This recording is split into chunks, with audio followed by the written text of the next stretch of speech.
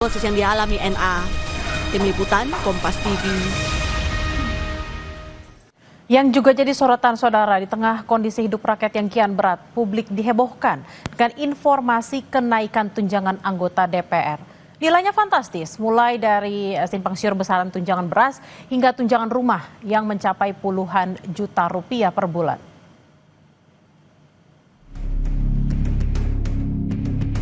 Pernyataan Wakil Ketua DPR Adis Kadir soal tunjangan beras anggota Dewan menjadi kontroversi.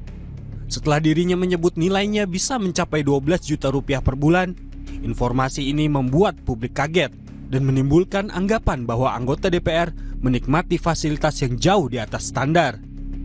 Setelah menuai sorotan, Adis kemudian meluruskan bahwa ada kekeliruan dalam pernyataannya.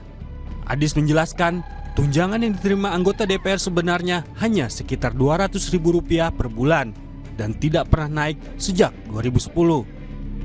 Seperti saya sampaikan, tunjangan beras itu tidak ada kenaikan sejak tahun 2010, itu sebesar 200.000 kurang lebih per bulan. Jadi itu saja yang ingin saya klarifikasi. Jadi saya sampaikan tidak ada kenaikan gaji, yang ada memang hanya tunjangan perumahan yang sudah dianggarkan sejak tahun lalu, itu karena rumah dialihfungsikan oleh Sekretariat Negara. Kekeliruan ucapan itu menjadi simpang siur di masyarakat. Di tengah sentimen negatif publik terhadap besarnya fasilitas dan tunjangan yang diterima anggota DPR, fakta ini sekaligus menunjukkan betapa sensitifnya isu anggaran DPR di saat kondisi hidup rakyat sedang sulit. Tak hanya itu, anggota DPR periode 2024 hingga 2029 juga mendapatkan tunjangan perumahan sebesar Rp50 juta per bulan. Sekretaris Jenderal DPR, Indra Iskandar, membenarkan adanya tunjangan tersebut. Menurut Indra, tunjangan ini diberikan karena anggota DPR periode 2024 hingga 2029 tidak lagi mendapatkan rumah dinas. Sebenarnya kalau kita ngomong teknis gitu ya, rumah ini sudah dikembalikan kepada negara gitu ya. Oke. Kemudian juga ada kewajiban negara untuk memenuhi hal-hal semacam itu gitu ya.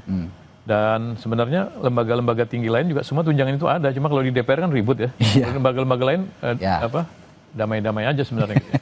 Jadi sebenarnya dan jumlahnya juga lebih besar sebenarnya. Oke. Jadi sebenarnya ini sudah sangat moderat.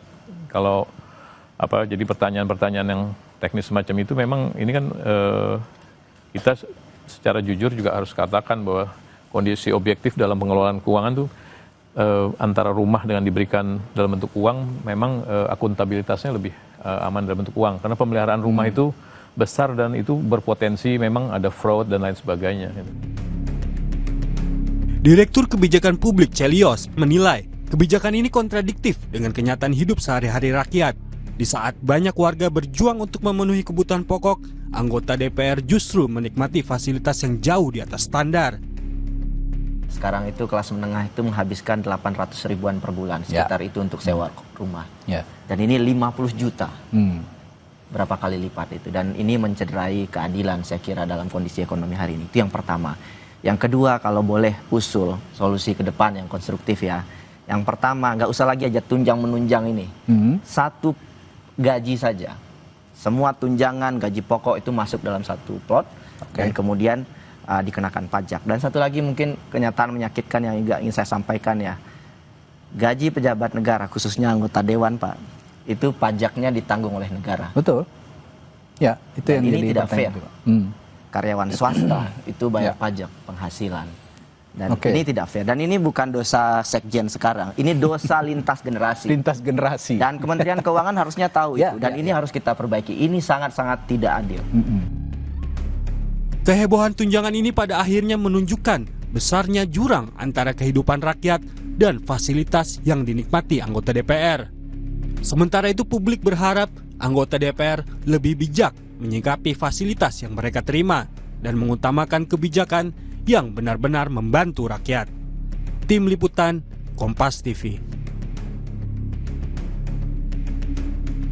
Informasi usai jeda saudara, sebuah tempat swakelola sampah mengelola sampah sisa makanan dari 300 rumah tangga dan 40 hotel dan restoran di Denpasar, Bali menggunakan larva maggot.